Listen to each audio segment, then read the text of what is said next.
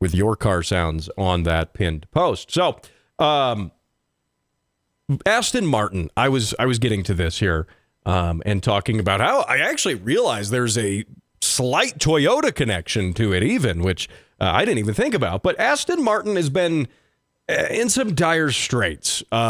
They just laid off 170 workers. The sales are down. The debt is up, by the way. Aston Martin is in a tremendous amount of debt, like a ton of debt. And its debt, by the way, is at $1.47 billion. B with a capital B. That is a lot of money right there. And so they are laying off a bunch of employees, but they are also trying to hype up the sales of their Valhalla supercar. The Valhalla supercar is a striking looking car. It's a mid-engine type of machine. It looks exciting. It's it's a supercar that's also $1 million. Yeah, 1.1 million. Sorry, got to get that extra $1.1 million. And they say only 999 are going to be made. And Aston Martin hopes, they pray that this injects some revenue into their company. I don't think it's going to work, for one. I don't think it is, especially with a car being $1 million. If your entire portfolio really banks on the fact, if the saving grace of your company, is that, hey, we got this car, it's $1 million.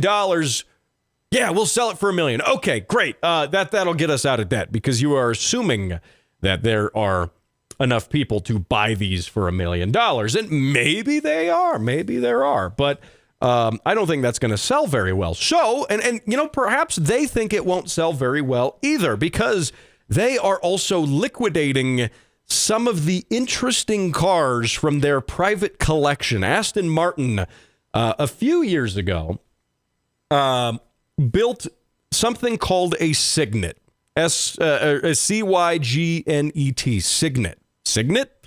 That sounds like a classy car, apparently.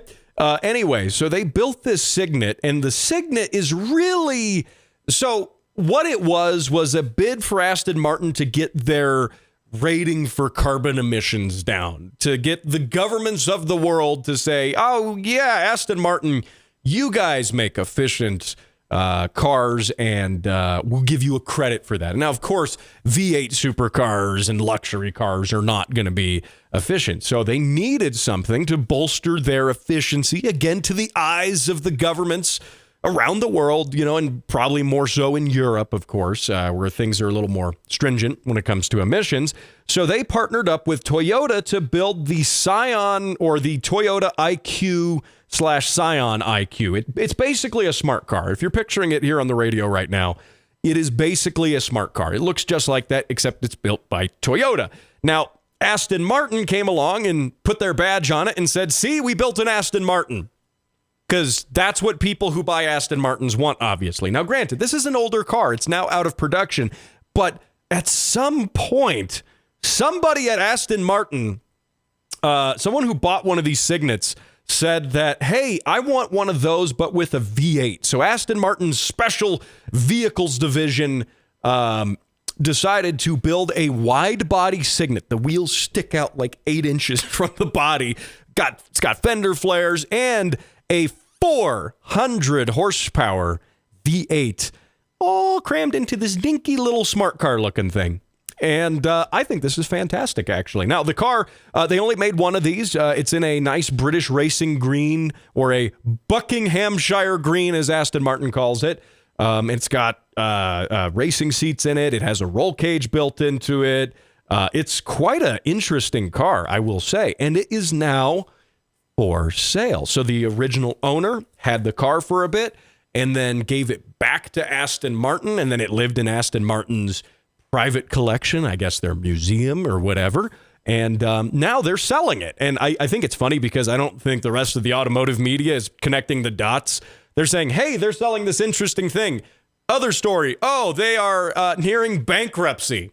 Yeah, I wonder if I wonder if this is, trying to get some more revenue in the door so they can keep the lights on a little bit longer. But anyway, I think this is all for it. I'm all for this. I mean, a 400 horsepower micro car is just absurd. And I mean, this thing looks bonkers. If they had actually made these in true production, yes, these were made by Aston, but they weren't a true production car. You can't really say that they were. This would have been genius. I mean, the governments are mandating us to make these little fuel-efficient micro cars, so we made one with a V8. Come on. That would have sold, those would have been flying off of the dealership lots. Probably not. But at least to guys like me who imagine that we could buy those and probably still wouldn't buy them. And then we'd complain that they're too expensive and that the dealer markups are too much. And, you know how it goes. So, and like I said, there is a Toyota connection there because it's based off of the Scion IQ, just with a V8 stuffed into it. So there you go. If that suits your fancy, it is for sale. You could probably buy one of those or the only one. Granted, that's probably more of a, if you have to ask how much it costs sort of thing, you probably can't afford it just because of how rare it is. But hey, it's worth a shot. I'll give them $3.50 for it. So $3.50. So anyway, Toyota, I got to talk about this because I only got a few minutes left here, but Toyota has been teasing us, dangling the idea of having a new MR2 and a new Celica in front of us. And I kind of have a problem with this because they keep doing this. They're confirming that they're doing it, but they're not really giving us any idea of when and how. And you can confirm that you're going to do something all day, but if you're going to do it in 10 years, is it really worth it? Are they going to do this like they did with the LFA, where it took like 10 years just to develop and they restarted it like 3 or 4 times and built 3 different cars, however many different prototypes?